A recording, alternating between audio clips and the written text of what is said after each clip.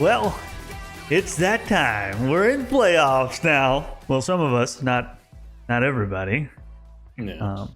But jumping into last week's meaningless games, we got 4 out of 5 upsets, which is kind of a crazy way to end it. Would have been much crazier if there was more on the line. You won yours against Garrett, got your top score versus the bottom score there. Love it when that happens. I lost to Alex, which I kind of asked for it at the end, saying, go for it, Alex. He gets that post week 11 win. We'll not be bringing that up anymore.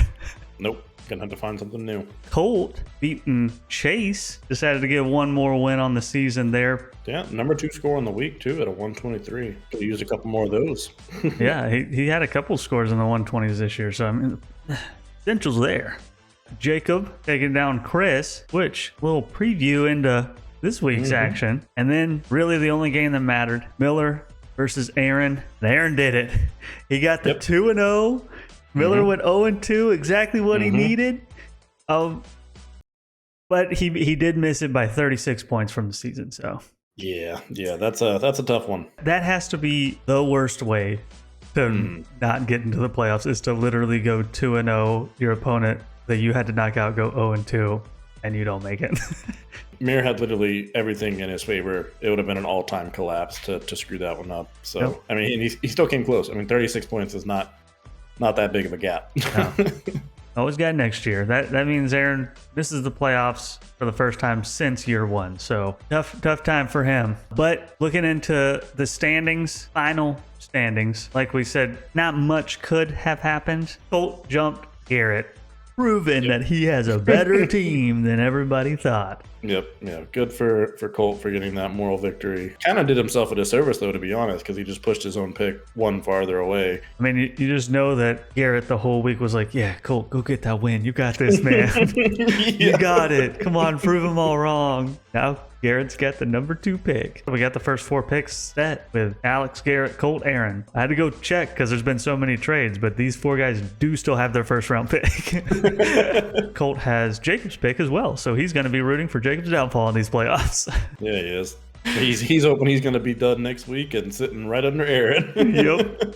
Also, with that Alex apocalypse there at the end, he goes up to 8 wins, and that is his best record in our dynasty's history. So not only does he hit that win after week 11, but he also tops his all-time win record. Yeah, if you guys want to take a look at this little table that we have here with everybody's scores from every single week, easily color-coded, a little bit easier to see the patterns of everybody, really see Chris's fall off there. It literally went from a 176 top score to a 79 bottom score, and his team has lost their identity ever since. And Chase's team getting that pattern back into the top. And about the same time Chris fell off, it looks like Chase just siphoned it. Pretty interesting little table to take a look at. Yeah, a little peek behind the curtain of what we look at week to week. All right. Now.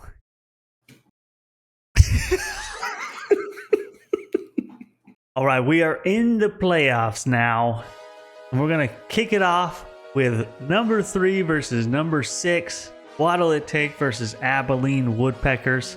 They have both won a game against each other this year, with the winner scoring 140 points or more. So They pull the big guns out when they play each other, or at least the winner does. The past 6 games have flipped back and forth, back and forth, back and forth. Chase was the most recent winner, so if the pattern continues, me and Mir's going to the semis. this is only his second year in the playoffs, second straight year, but he could not win the round 1 last year. Did go in as the 6th seed both years now, so just squeaking in both years, and he's going to be hoping that he can get a win this time. Yeah, absolutely. Chase's 3rd straight year now of making the playoffs after first 2 years, 9th seed. Yeah. Since then, playoffs every year, so that's awesome. Lost in the ship in 21, lost in the semis 22.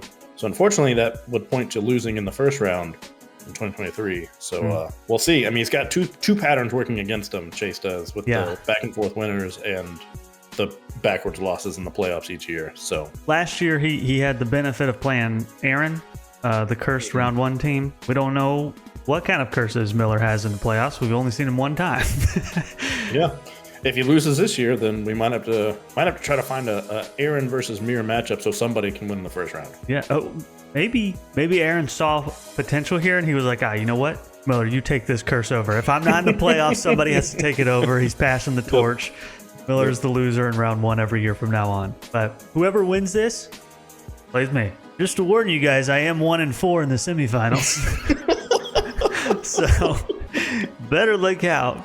But no, the champion every single year has come from my semifinal matchup. So that's good news for you guys. I mean, that means someone's going to be happy, most likely coming out of your matchup. That'll be something to watch for sure. But since the second half of the season started, Chase has 4 top 3 scores, Miller with 2. So I mean, they've got the muscle there. They just got to try and find the right week to hit them. Yeah, I mean, in the second half of the season, they were both 8-6, so they were tied for third in the second half. So yeah, I mean, it should be a good matchup. It should be a fun one to watch.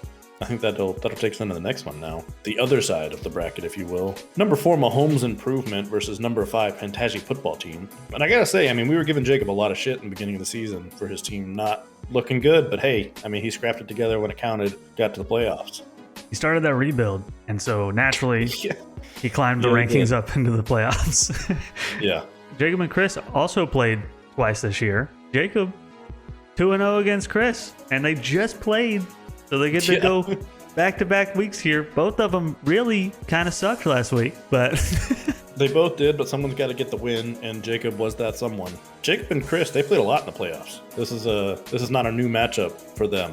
They've been playing around in every area of the playoff bracket, if you will, and some, I would say, powerhouse teams of our league. I mean, Jacob's been to a lot of ships. Finally won one last year. Chris, the 2-time champ, should be a good one on the books. Yeah, Jacob has literally made every single championship game. Lost to Chris in one of them, except for one championship game, and that was whenever Chris betrayed Jacob in round 1 and beat him.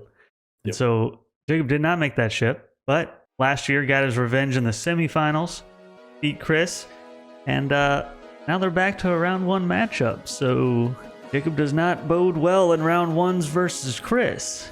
I think we something we're going to have to look into here is we brought up the second half performance of the previous 2 teams.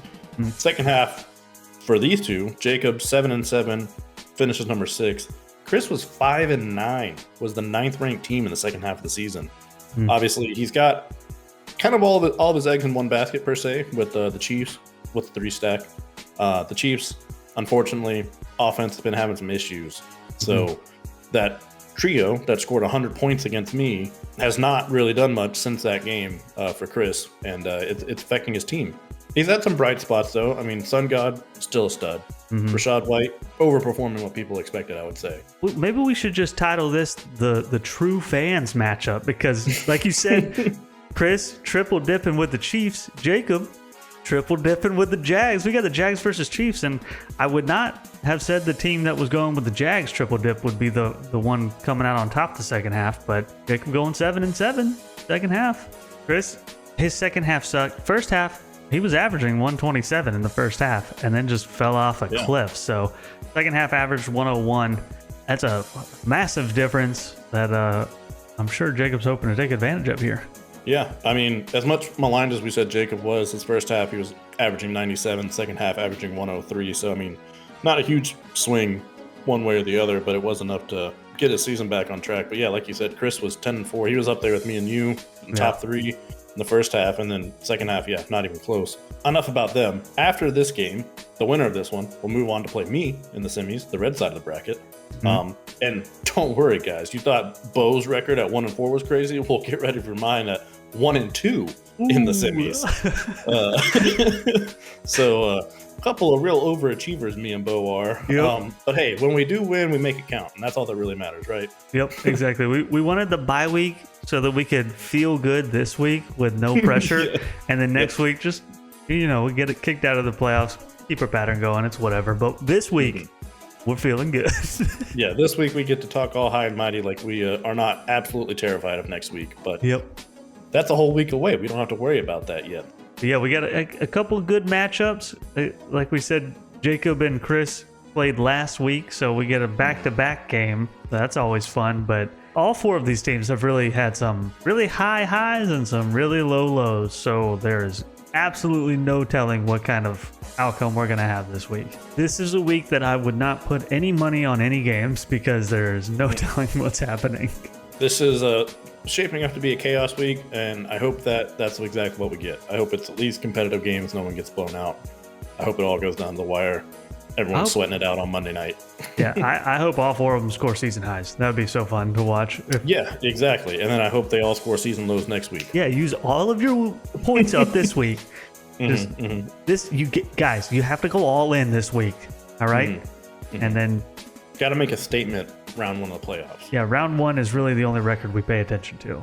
Doesn't really matter after that. So after this week, just remember, uninstall your apps.